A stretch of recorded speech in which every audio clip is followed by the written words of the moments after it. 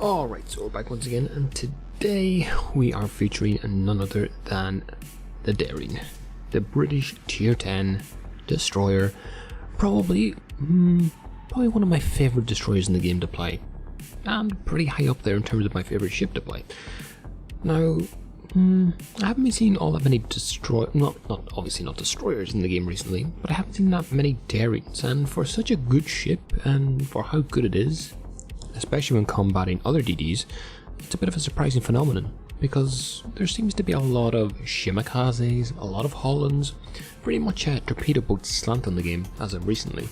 But again, now with the changes coming in, I think in the next patch where, I think it's the Haragumo getting a little bit of a buff, something to do with sap shells only doing 10% maximum damage now, I think we could see a comeback here.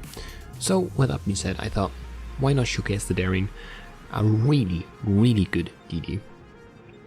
So the map is Epicenter, and what you generally want to do on Epicenter, especially when you're on a strong DD, is obviously be aware of radars. On the enemy team there's a Moskva and a Stalingrad, so we need to be cognizant of that.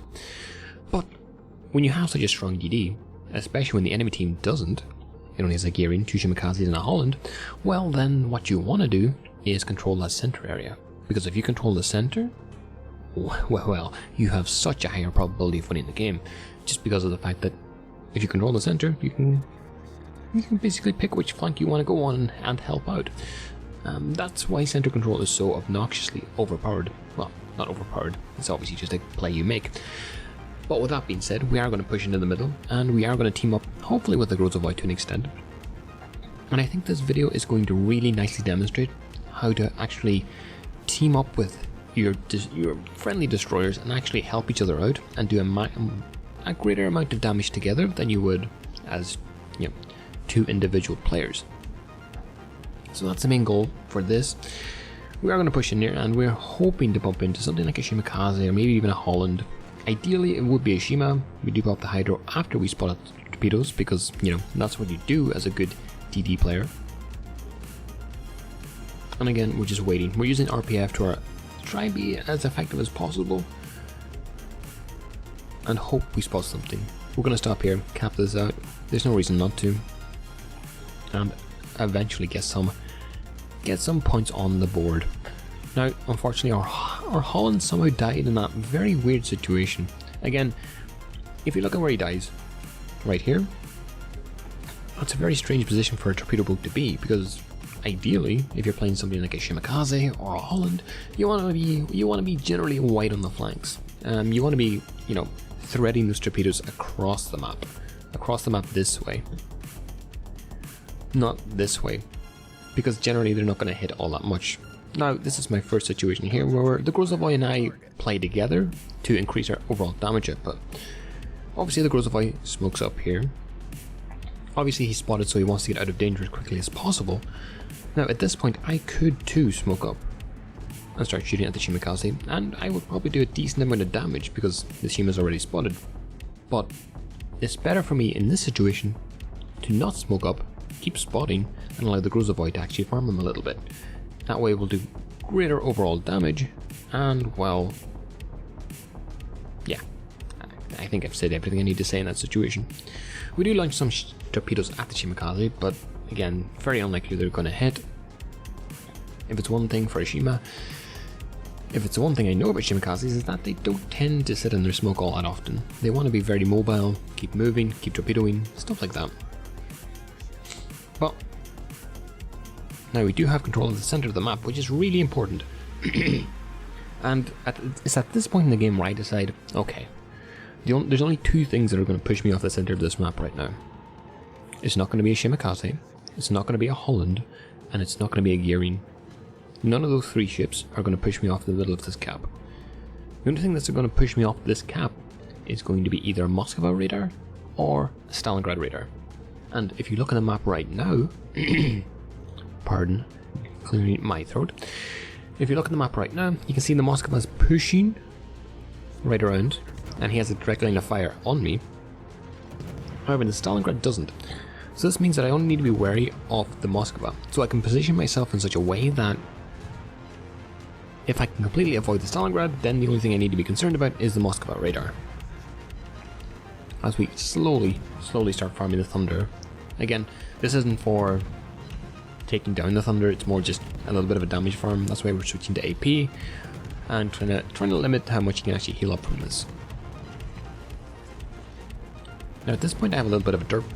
I see the torpedoes coming. I, for some reason, accidentally put the ship in reverse. I'm not really sure why. But again, that could have been a very costly mistake. Luckily we do manage to avoid them, but again, it always pays to be very careful and not keep yourself zoomed in when you're shooting at something. I think that's a really important point to point out. Now again, at this point we are maintaining control of the middle cap, and if you look in the minimap and if you look at RPF, you can see that, well, yep, there's the Shimakaze. Now at this point I don't want to engage here. Ideally I didn't want to engage until I turned away, but now that I've smoked back up, I'm going to smoke up and keep firing at him.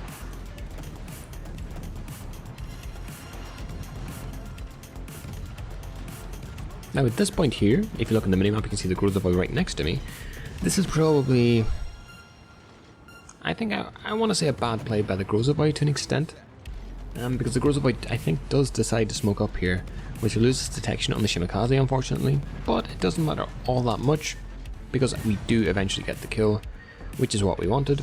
Oh wait, the Grozavoy doesn't smoke up. Okay, well that's a good play by him. Again, we're working together really well to actually secure the center of the map, and basically keeping any DDs far enough away that, you know, there's no risk of it being capped.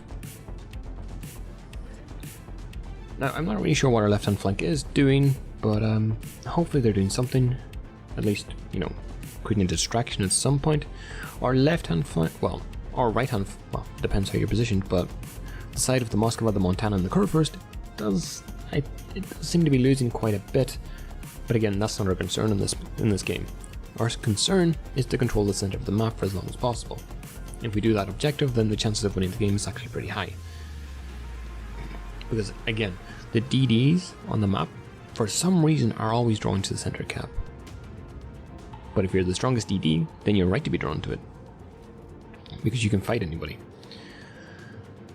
So at this point, we do spot the Shimakaze. Well, I spot the Shimakaze, and well, at this point there's nothing more to do than just farm him.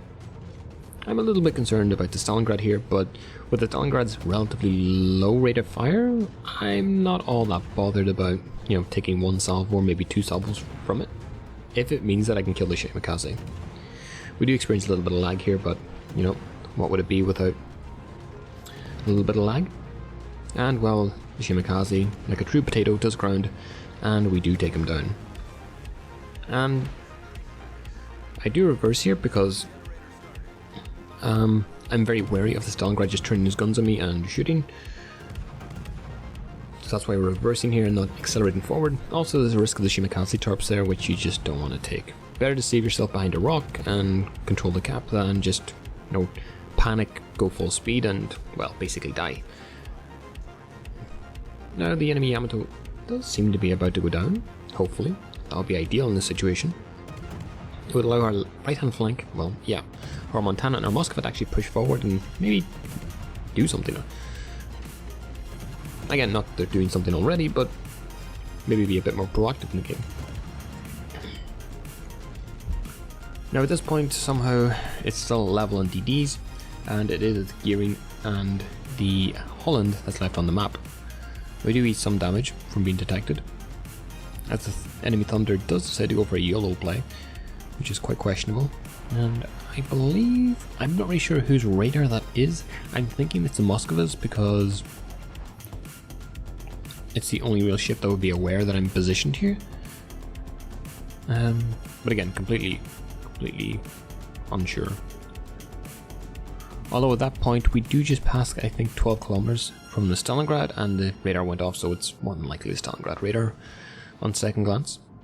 We do launch some prospective torps. These are more just kind of, if he pushes, he's going to die kind of torps. That allows me to create a little bit more distance also, which is always nice. And I don't have to take as much of a risk pulling away.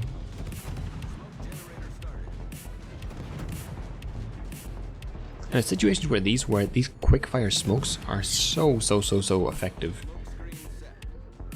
Imagine playing like this if you didn't have these. If you had something like, say, the gearing smoke, very long duration, very, only 3 I think or 4. You wouldn't be able to make plays like this. You wouldn't be able to play like this, even if the ship was characteristically the same. So these quick fire smokes allows you to very easily and very quickly adapt, change your playstyle, adapt, change your playstyle, adapt, change your playstyle, with no real harm done, which is really nice. Again, we do get raided by the Moskva, which is to be expected, to be honest, but with the Moskva only down at about 7,000 HP, we should be free to farm them, which is always nice. We do set a fire to finish him off, which means that I want to stop shooting immediately to get undetected quicker. And at this point we control all 3 caps, and it's looking very nice. Now at this point I realize the Montana is basically in some trouble. If you look in the minimap, you can see the last position of the Holland. He's obviously not in that position right now. Where he is generally probably right now is extremely close to the Montana and torpid him. So in that case, with the firepower of the Daring, and well, the fact that I have 5,000 HP left, which isn't a great deal to try and 1v1 a Holland, which is a significant step up than the Shimikaze in terms of firepower, but we're going to do it anyways because, well, this will basically seal the game for us if we do manage to get that kill. And if we can land some torpedoes on the Montana too, well then, that's a happy secondary characteristic. Well, not characteristic, but a nice secondary aim, to say the least. Now something happens here which is quite weird. The Montana, the last time I looked at it, had about, I would say 30,000 HP. Maybe I'm bullshitting, I don't actually know. But we do fire some torpedoes, oh my goodness. The ability to speak is something that's, not coming to me today. Or most days, for that matter. But anyways, the Montana does get away. The Montana does start turning out, and I think he's aware of the situation of the game at this point, and the fact that the Holland should be able to deal with our own Montana. So at this point, I think this is a mistake from me. Again, when you smoke up like this, you're relying on the enemy team to play badly rather than you to play well. When I smoke up here, I'm expecting the enemy Montana right in front of me to shoot like he just did. If he doesn't shoot here, my smoke is a complete waste of time. An absolute waste of time. But the fact that he did allows me now just to farm him for at least probably 20k. And this is kind of the thing I've been preaching for the last while, is patience in these situations is probably what wins you the games here. If this Montana doesn't shoot here, he's able to make it into the center of the map, probably occupy maybe two of the centers, and, have a decent chance of winning the game, because our Montana just died to the Holland. But instead, he's going to eat a hell of a lot of damage here, which he didn't need to, and be significantly weaker by the time he gets into the middle caps, which is kind of sad to see. Now at this point, the RPF still is focused on that Montana, so that allows me to be aware of the fact that although the Holland is turning around and coming at me, he's not closer than around about 10 kilometers, which is really important information to know, and it'll play a pretty important role going forward, or over the next minute or two. Now, if you look on the minimap, you can see that I know where the Montana is, I have a rough idea where the Holland is, I know where the Kurfürst is, and I know where the Yoshino is. I don't know where the Gearing is. But seeing as the middle of the cap was just capped, well, now I know where every ship on the map is. And because I know where every ship on the map is, well then, we're going to be pushing the Gearing, I think. And thanks to, I don't know what, I'm not really 100% sure on what the Gearing's concealment is, but we do spot him anyways, and at this point I'm in two minds of whether to shoot or not, because if I shoot at the Gearing, the Montana's going to kill me. But I do say to smoke up anyways. And what I was thinking in my head is that if I smoked up, I'm going to lose detection on the Gearing, which I didn't really want to do. But anyways, I took the risk anyways, because if I do lose detection on the gearing, I can always hopefully turn and shoot the Montana. Because they're time pressured, and so the Montana will obviously be shooting irregardless, which will give its detection away. Now something important is going to happen here in a second. The Montana is about 7 kilometers away. Now keep watching the RPF on my screen. Oh, it just changed. Now what this tells you is that the Holland is about 8 kilometers away. And I have 5000 HP. So immediately I'm starting to accelerate because I'm aware the Holland's closing in onto me and I really don't want to be in this position. We did get 4 kills, and at this point the game's pretty much over, but I want to chase that Kraken and hopefully get it. Now keep in mind I am aware of the fact where the Holland is, and at this point it doesn't look likely that I'm going to get the Montana. So I decide, alright, we're going to cap the middle cap, and if we have the time left, it looks like we're going to win the game anyways. We're going to have to turn around and have a little bit of fun with the enemy Holland, shall we say. But again, this is always secondary to after winning the game. At this point the game's over, we've effectively won it. And it's only now that we have to play, or we get to play, have a little bit of fun with, as you can see, the enemy Holland. He does have 6000 HP, 6000 HP. So I decided to start blasting, as you do. And luckily he decided to shoot back, because easily here he could have just not shot, kept me detected, and the enemy curve versus Montana probably could have, destroyed me. And what follows is basically the worst shooting of the day. I missed a load of my first salvos, which means I take way too much damage, but as luck would have it, the last shell clinks home, and we do get the Kraken, the Confederate, and it's just a flesh wound rewards. A pretty special game, But with that being said, I hope you learned something, I hope you enjoyed it, and until the next one, I'll see you all in the next one.